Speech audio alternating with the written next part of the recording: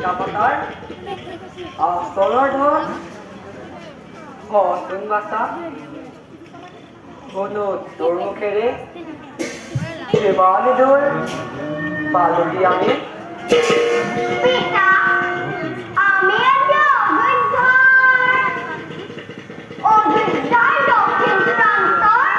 সীমামূৰীয়া অৰণ্যৰ মাজত আই তই আমাৰ জীৱনৰ একমাত্ৰ সম্বল মাতৃ হৈও যে নেদেখিলো পুত্ৰৰ মুখ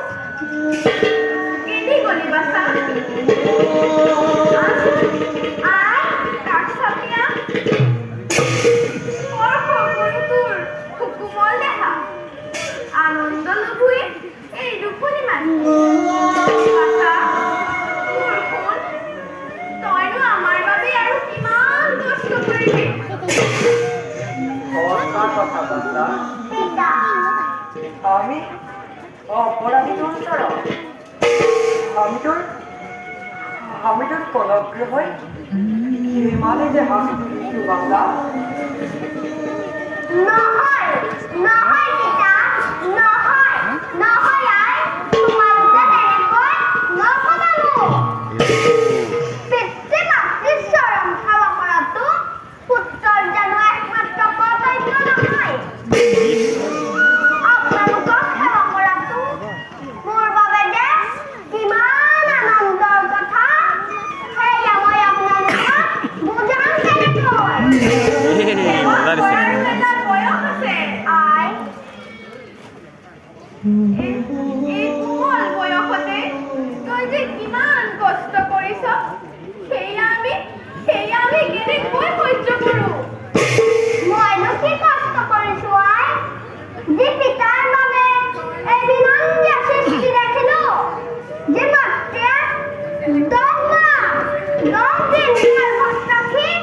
বক্ষৰ অভিতৰে মোক ডাঙৰ কৰিলে তাৰ প্ৰতিদান যেন কোনো পুত্ৰই বুজিব পাৰিব কেতিয়াও নোৱাৰে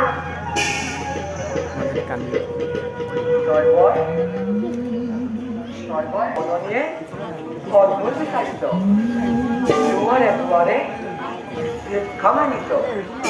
কেতিয়াবা ভোকত কেতিয়াবা অনুযাতন পাৰে গাৰে ৰ'দে বৰষুণে তিতিবুৰি ইমানে কষ্ট কৰি ধয়েমাক ইহ যে ৰাখিত বাচা নহয় পিতা অন্ধ হলেও আপোনালোকৰ প্ৰশ্ৰয়ত থাকি মই সাহস পাওঁ পিতা আপোনালোকৰ অবিহনে মই যে দিনে নিথৰুৱা হৈ পৰিম পিতা বাছা বুলি শুনো যেতিয়া এষাৰি মাত সিয়া মোৰ হাত পৰি যায় পিছা বল যাওঁ আমি নিজ লক্ষ্যস্থানে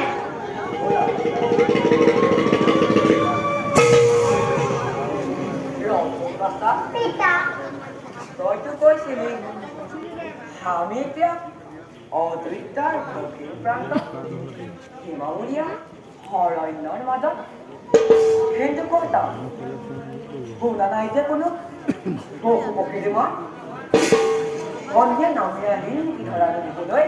পিতা নহয়তো অন্ধাৰ সময় পঞ্চবৰ্ষে অনাবৃষ্টিৰ ফলত দুৰ্ভিক্ষই দেখা দিছে অযোধ্যা ৰাজ্য অন্নৰ অভাৱত সকলোকে এৰিছে ৰাজ্য প্ৰজাসকলৰ লগতে মনৰ পশু পক্ষীও দেখান্ত হৈছে পিতা প্ৰজাসকলে কৈছে গঞ্জনা যে মহাৰাজ দশৰথৰ বাবে ৰাজ্যত ঘটিছে